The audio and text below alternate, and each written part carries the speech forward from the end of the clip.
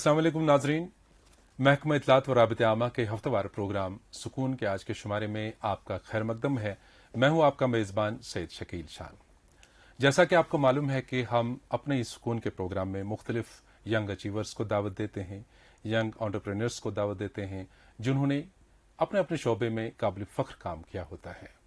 और हम ये बायस इफ्तिखार समझते हैं कि हमारे नाजरीन के साथ उनके तासुरात, उनके तजुर्बात, उनके मुशाहिदात और ज़िंदगी का कुल्हुम तौर पे जो तजुर्बा होता है वो साझा करें वो आपके साथ। और आज भी हमारी मेहमान उसी नौयत की हैं, एक नौजवान लड़की हैं जिनका आर्ट मुसव्वरी का है। तो इनसे मुखातिब होते हैं, ये हैं बिस्मा परवेज़। अस्सलाम वालेकुम, मेरा नाम बिस्मा परवेज़ मीर है। मैं एक सेल्फ टॉट आर्टिस्ट हूँ और मैं प्रेजेंटली पीएचडी कर रही हूँ इंजीनियरिंग में मलेशिया से। बिस्मा, बहुत अच्छी बात है, मेरे पूछने से पहले ही आपने अपना तारुफ दे दिया। तो अब यहाँ तक बात आ गई है कि आप सेल्फ टॉट आर्टिस्ट हैं, तो कब से आपने ये फ़न मुसव्वरी जो है शुरू किया?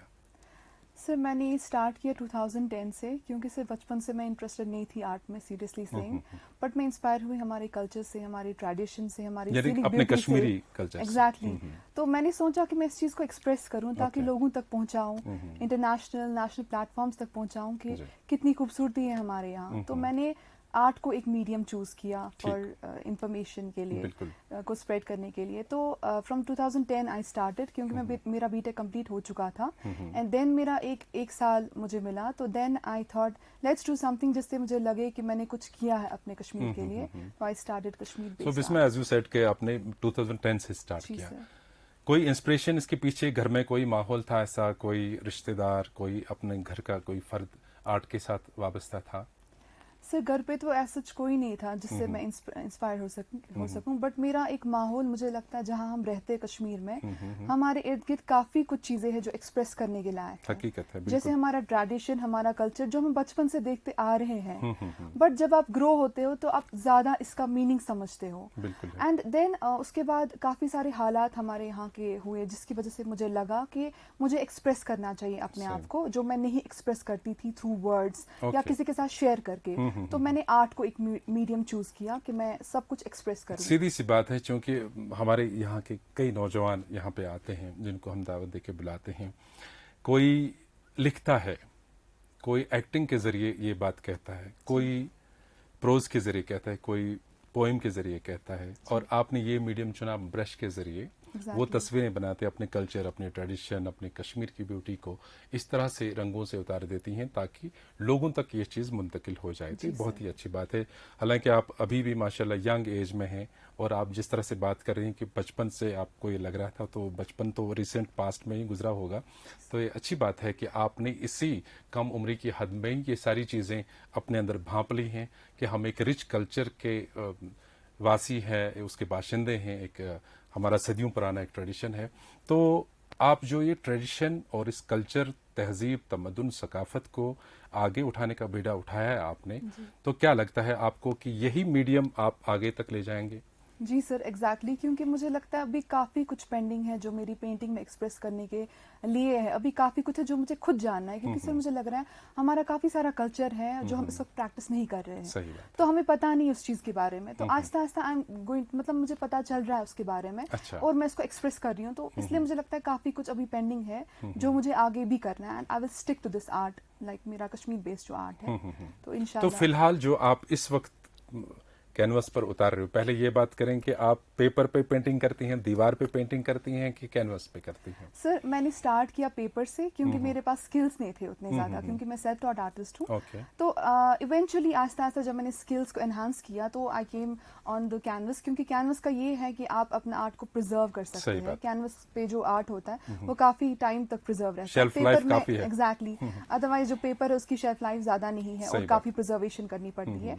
मोर ओवर अगर आपको कैनवस पे आर्ट करना है तो you have to learn lot of skills. तो sir this was my learning period, जब मैंने रियलाइज किया कि now I should switch to canvas, मुझे कैनवस पे बनाना चाहिए। तो sir I am working on canvas, acrylics on canvas. तो मेरे हिसाब से एक बहुत ही इम्पोर्टेंट क्वेश्चन यहाँ पे रेज होता है, वो ये कि चूंकि जो कन्वेंशनल एक मेथड है, मतलब आर्ट का, जो लोग आमतौर पे पेंटिंग करते हैं, हम देखते हैं पेपर पे देखते हैं, दीवार पे देखते हैं, किसी हार्ड सरफेस पे करते हैं वो, तो एक ग्रामर भी उसके पीछे होता है। Exactly. जो वेल लर्न बड़े बड़े मुसव्विर होते हैं, बड़े Exactly. फनकार होते हैं, उन्होंने क्या होता है, और कुछ चीज़ें उन्होंने जो कुछ चीज़ें इसमें ग्रामर एक तय किया होता है, वो एक नक्शेराह बन जाता है और Exactly. सीखने वाले लोगों जी, के लिए, जी। चूंकि आप खुद से सीखती हैं। जी, जी। क्या आपको कभी ज़रूरत महसूस हुई कि मैं जो दिग्गज लोग हैं इस फील्ड में, उनके नक्शेराह पे चलूं या उनके जो कायदे कानून बनाए हुए हैं जी। उनको अपनाऊं?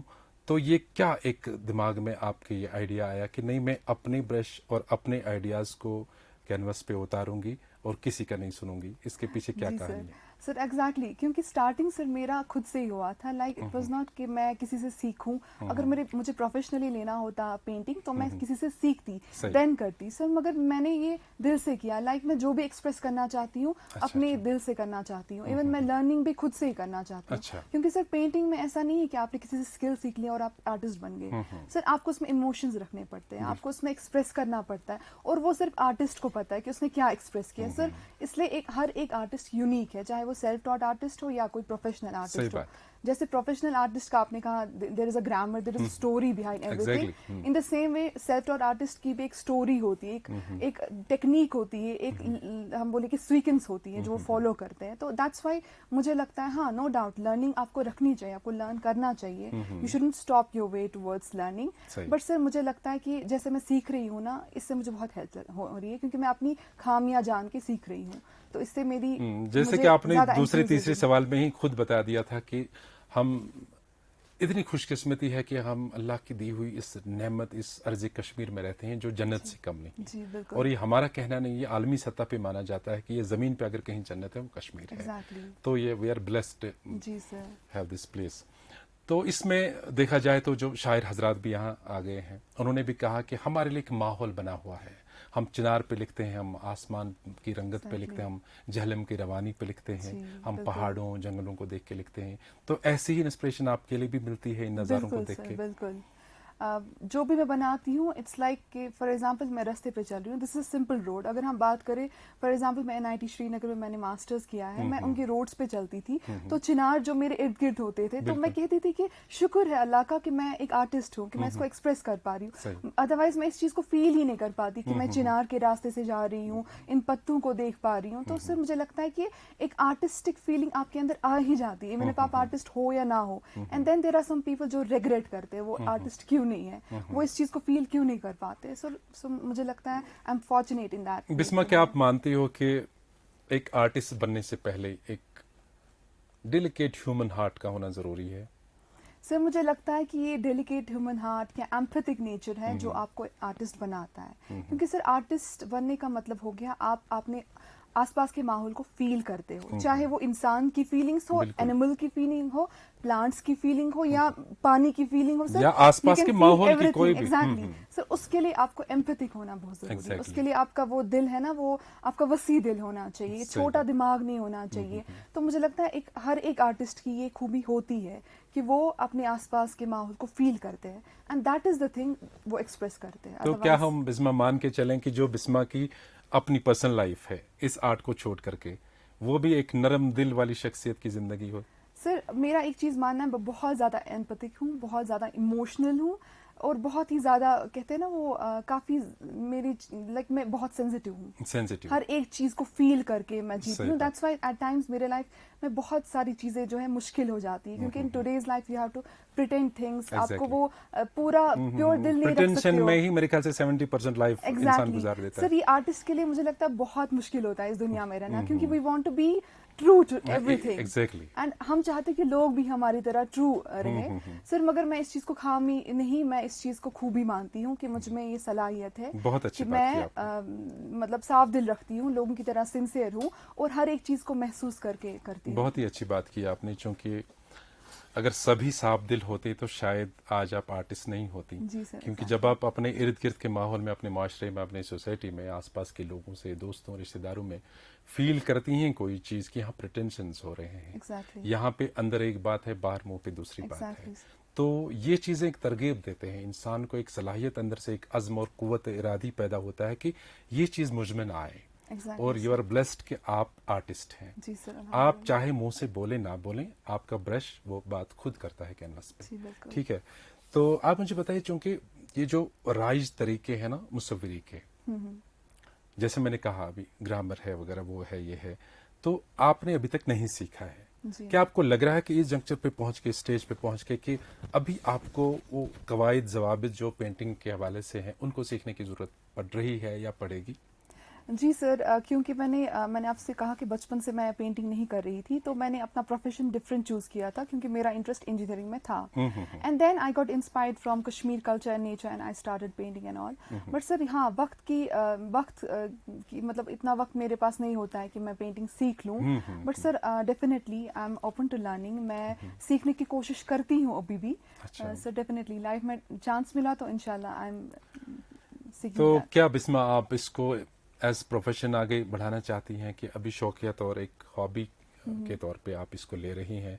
और जब तक, क्योंकि यहाँ पे आम तौर पे एक सिनेरियो बना हुआ है, एक हमारा सोशल सेटअप, माइंडसेट ऐसा है कि लड़की बड़ी हो जाती है, शादी हो जाती है, फिर पराए घर जाना है। तो ये जो शौक कुछ है, हालांकि काफी बदलाव आ चुका है माशरे में, लेकिन अभी भी बहुत, अगर परसेंटेज में देखा जाए तो मोर देन 50% ऐसे लोग हैं जो कहते कि अब बहुत हो गया, चूल्हा चौका संभालो, अब ये काम हो गया। तो आपने क्या आगे प्लान्स किए इस आर्ट को लेकर के? सर मैं ये कहती हूँ कि मेरी प्रोफेशनल लाइफ का तो मुझे पता नहीं है कि मैं कितना आगे इसको लेके जा रही हूँ, बट आर्ट मेरे लिए एक लाइफ लाइन है। मतलब मेरी जैसे ऑक्सीजन सप्लाई होता है ना, फॉर एग्जाम्पल सर, आपको एक्सप्रेस करना है अपने आप को, आप कभी नहीं एक्सप्रेस कर पाते हो, तो आप घुट जाते हो अंदर ही अंदर। तो आर्ट मेरे लिए वो चीज है। मतलब मैं लाइफ में कहीं भी जाऊँ, कुछ भी करूँ, art will be with me, चाहे मैं कुछ भी करूँ। I have to take, for example अगर मैं ऑल टाइम हाउस वाइफ भी बन जाती हूँ, but I will take half an hour, 1 hour कि मैं आर्ट करूँ। तो sir art will remain with me. No compromise on इंशाल्लाह no sir, because it's very important for me. चलिए, बहुत ही अच्छी बात है। आपकी तरह की कई लड़कियां होंगी, कई नौजवान होंगे, लड़कियां पर्टिकुलरली हम नहीं बोलेंगे, लड़के हो सकते हैं, कोई भी हो सकते हैं, बड़े छोटे हो सकते हैं, जो इस आर्ट की तरफ जाना चाहते हैं। तो उनको बेसिक चीज, किस चीज का ख्याल रखना पड़ेगा इस शोबे की तरफ आने से पहले? सर सबसे पहले मुझे लगता है कि उनको जो भी करना है दिल से करना है। लाइक मेरी चाहत है, मैं आर्ट करना चाहती हूँ, मैं एक्सप्रेस करना चाहती हूँ अपना, फिर करें। ये नहीं कि आप compete करें कि मेरे रिश्तेदार भी कर रहे हैं, अच्छा, तो मैं भी, हम भी करें। इसमें वो होड़ नहीं लगनी चाहिए, क्योंकि ये something divine. I don't think there is any competition in art. आपको जो भी कर रहा है ना, अपने तरीके से करें। अगर आपको लगता है ना कि आप नहीं कर सकते आर्ट, तो प्लीज डोंट डू इट। आप इसलिए मत कीजिए कि आप, काफी सारे लोग फेमस हो रहे हैं बिकॉज ऑफ डूइंग आर्ट, या आपके कोई रिश्तेदार है जो फेमस हो रहे हैं बिकॉज ऑफ आर्ट। नो, आप दिल से करें। और दूसरा, अगर फॉर एग्जाम्पल आपकी फैमिली वाले कह रहे हैं कि ऑल टाइम आर्ट ना करें या कुछ और भी करें, अगर आपको लगता है आप ऑल टाइम आर्ट ही करना चाहते हैं, तो ऑल टाइम आर्ट ही करें। उसके लिए कोई रोक टोक नहीं होनी चाहिए, उसके लिए खासकर पेरेंट्स की तरफ से। एग्जैक्टली। और आपको अपने पेरेंट्स को कॉन्फिडेंस में लाना है कि आपको इस आर्ट को इतना सीरियसली करना है कि आपके पेरेंट्स को भी पता चले, no she is doing something. Otherwise I have seen there are some people जो कि बहाना यूज करते हैं इसको कि नहीं हमें इसमें जाना है, and then they want to escape from studies. और इसमें सबसे बड़ी बात यह है कि अल्लाह ताला ने हर इंसान को अपनी अपनी खुसूसियत के साथ पैदा किया है। और ये जरूरी नहीं कि बिस्मा ब्रश उठाती है हाथ में, शकील शान भी ब्रश उठाए, जरूरी नहीं है। आपके पास भी कुछ सलाहियतें हैं जो हमारे पास नहीं है। बिल्कुल, ये आम लोगों के बारे में मैं बोल रहा हूँ कि हर एक अपनी अपनी सलाहियत के साथ। अब जरूरत किस बात की है कि अपनी सलाहियत को एक वेंट दें, उसको उभार दें, उसको बाहर लाने की कोशिश करें। और जो भी उनके घर में इमीडिएट रिलेशंस में होते हैं, पेरेंट्स होते हैं, उनको कभी भी बच्चे को रोकने नहीं। जो जायज तरीके का काम है, जिनसे उनका सर फख्र से ऊंचा हो जाएगा, उस चीज में कोई रोक नहीं होनी चाहिए। खैर, आप आज यहाँ तक आई, बातों का सिलसिला जारी रहता। बहुत मजा आया था आपसे बात करने में, लेकिन हमारे वक्त की कमी की वजह से आप हमें यहीं पे रोकना पड़ेगा अपनी इस गुफ्तगू को। आपका बहुत बहुत शुक्रिया। फिर एक बार अपने नाजरीन को बताना चाहेंगे कि हमारे जितने भी पुराने सुकून के शुमारे हैं और आज का ये शुमारा, जिसमें बिस्मा परवेज हमारे मेहमान हैं, ये आप हमारे सोशल मीडिया प्लेटफॉर्म्स पर देख सकते हैं, इनके बारे में राय कायम कर सकते हैं। हमारा ऑफिशियल फेसबुक पेज है जेके इन्फॉर्मेशन के नाम से, इसी तरह से यूट्यूब चैनल हमारी है DIPR-JK, और ट्विटर हैंडल @DIPR-JK। हमें हमेशा की तरह आज भी आपके फीडबैक का इंतजार रहेगा। दीजिए आज के एपिसोड से अपने मेजबान को इजाजत। खुदा हाफिज।